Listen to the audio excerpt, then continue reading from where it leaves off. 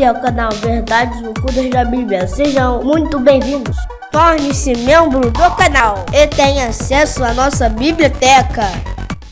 Olá, meus amigos, bem-vindos ao canal Verdades Ocultas da Bíblia. E vamos falar de um tema muito interessante, um tema este proposto em uma série de livros do historiador Ahmed Osman, historiador este egípcio e formado na Universidade do Cairo. Uma de suas obras que é muito debatida por levantar questões polêmicas, mas importantes acerca dos símbolos que envolvem os patriarcas e a correlação com o Egito, é a obra Cristianismo, uma religião do Antigo Egito, uma obra que foi publicada em 2005. Um tema muito interessante que nós vamos ver agora é acerca de Abraão, Isaac e Sara.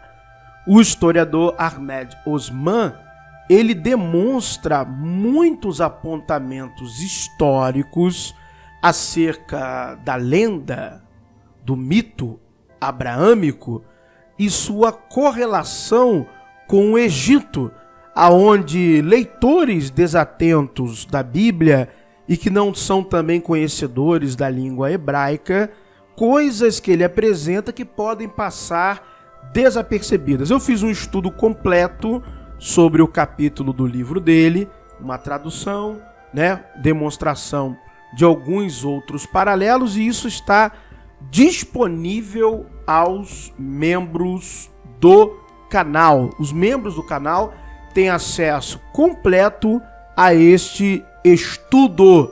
E eu aqui vou apresentar algumas partes muito interessantes que vale muito a pena nós considerarmos acerca deste tema. Uma coisa muito estranha e curiosa que nós deixamos de dar atenção ao texto bíblico é a narrativa que fala da descida de Abraão para o Egito. Gênesis capítulo 12, a partir do verso 10. Uma coisa muito estranha que o texto bíblico apresenta é que Faraó tomou a Sara, esposa de Abraão, e a colocou na casa de Faraó. Isso está no versículo 15 do capítulo 12 do Gênesis. Ela foi levada para a casa de Faraó. E o Faraó do Egito, ele, de acordo com o relato bíblico, ele enriquece a Abraão, dando a ele ovelhas, vacas, jumentos, servos e servas. Ou seja, toda a riqueza de Abraão apresentada no texto bíblico, ela vem do Egito. Preste atenção para que vocês entendam o raciocínio. Preste atenção, vem do Egito.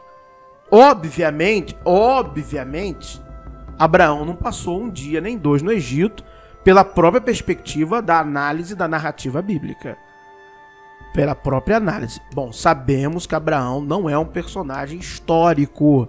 Estamos raciocinando com a narrativa bíblica. E, obviamente, se Sara foi levada para a casa de Faraó, Faraó se deitou com ela. Tanto alegre e satisfeito ele ficou, que ele enriqueceu a Abraão. E aí, o Ahmed Osman, o historiador da Universidade do Cairo, ele irá levantar a seguinte questão: Seria Isaac filho do Faraó?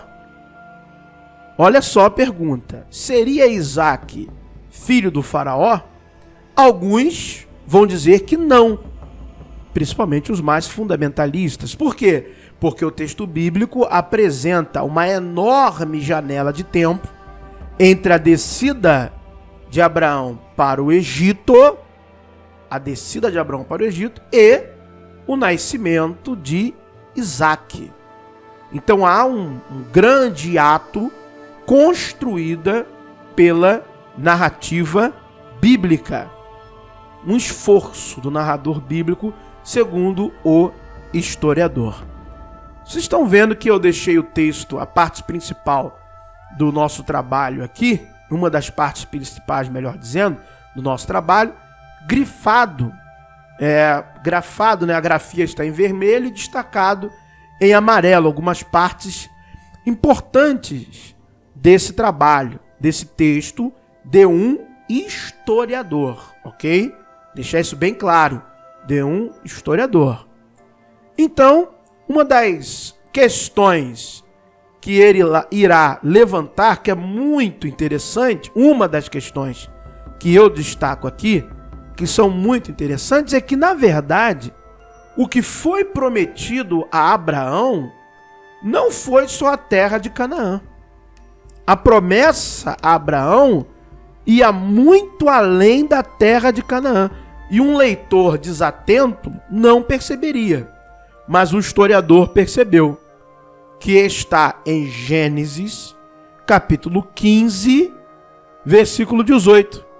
Naquele mesmo dia fez o Senhor uma aliança com Abrão, dizendo: a tua descendência dei esta terra, desde o rio do Egito até o grande rio Eufrates.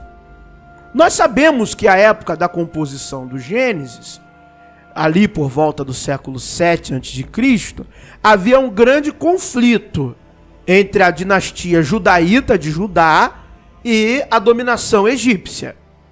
Então haviam desejos expansionistas por parte da dinastia judaíta quando estavam reeditando, escrevendo, fazendo o livro do Gênesis. Isso é muito claro para qualquer pesquisador, qualquer historiador de verdade. Não do fundo de quintal de qualquer lugar aí. Mas uma pessoa realmente acadêmica que entende do processo de formação dos livros do Antigo Testamento.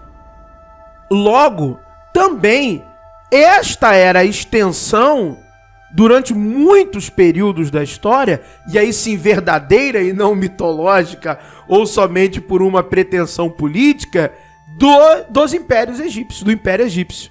Por diversos períodos na história, o Egito alcançou esta faixa de extensão territorial de dominação. Então você já vê uma questão aí no texto bíblico muito bem pontuada pelo historiador Osman. Vou falar assim, né? Osman. Muito bem pontuada.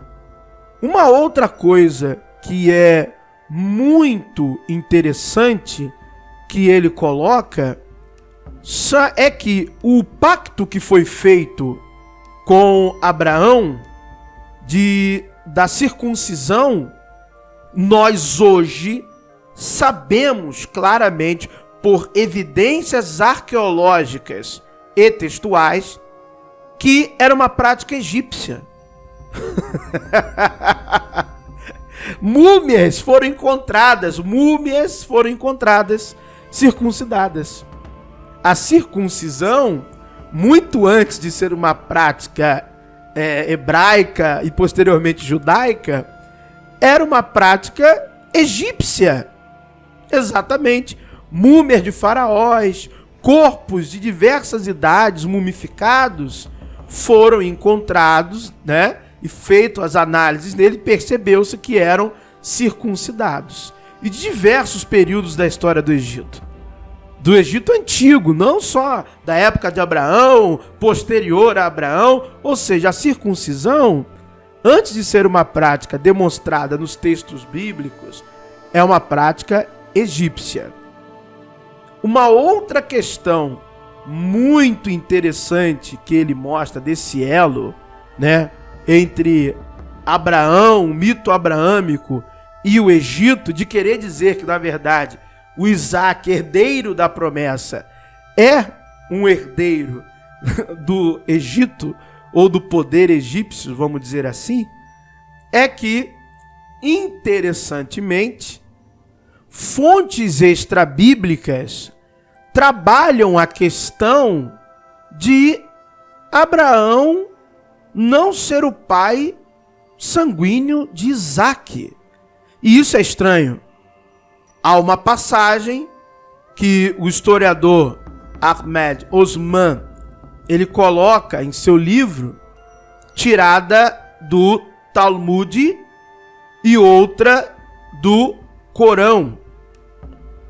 A passagem especificamente do Talmud babilônico, que ele vai apresentar, que está aí na sua tela, com fonte, com tudo, diz assim, tradução do nosso historiador: no dia em que Abraão desmamou seu filho Isaac, ele fez um grande banquete, e todos os povos do mundo o ridicularizaram, dizendo: viestes aquele velho homem e a mulher que trouxe um naufrágio da rua, e agora o reivindicam como filho.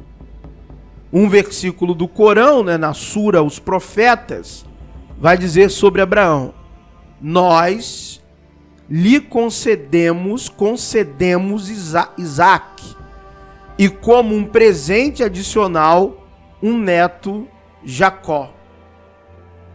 Na visão do nosso historiador, os versos, né, o verso indica que Isaac e Jacó, neto que não havia nascido quando Abraão morreu, não eram seus originais.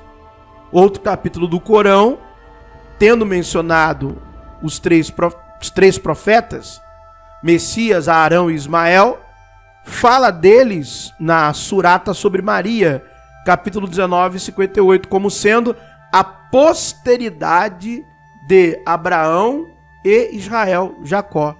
Vai dizer o nosso historiador. A única explicação possível deste versículo é que alguns destes profetas, Moisés, Arão e Ismael, eram descendentes de Jacó, mas não de Abraão. E o professor Oswaldo Luiz Ribeiro, não querendo dizer sobre esta tese, mas acerca do que vou mencionar agora, ele também diz que Abraão e Jacó são tradições distintas, que um não é descendente do outro. Que a tradição de Jacó, de Yaakov, é algo que diz respeito a tradições do norte, que não estão necessariamente correlacionadas ao mito abraâmico, mas que foram, de certo modo, agora dizendo eu, amalgamadas. É muito interessante você ler esse estudo na íntegra, todos os aspectos, desde a introdução até o final, o estudo completo já está disponível aos membros do canal. Tem muitos outros argumentos com muita base. Isaac, filho do faraó. A janela de tempo ele trata no trabalho dele e nós colocamos aqui também. E ainda expomos diversos outros versículos bíblicos interessantes acerca desse tema, que também estão neste trabalho. Para adquiri-lo na íntegra, torne-se membro do canal. Muito obrigado por terem assistido mais um vídeo. Obrigado por assistir mais um vídeo. Se inscreva no canal.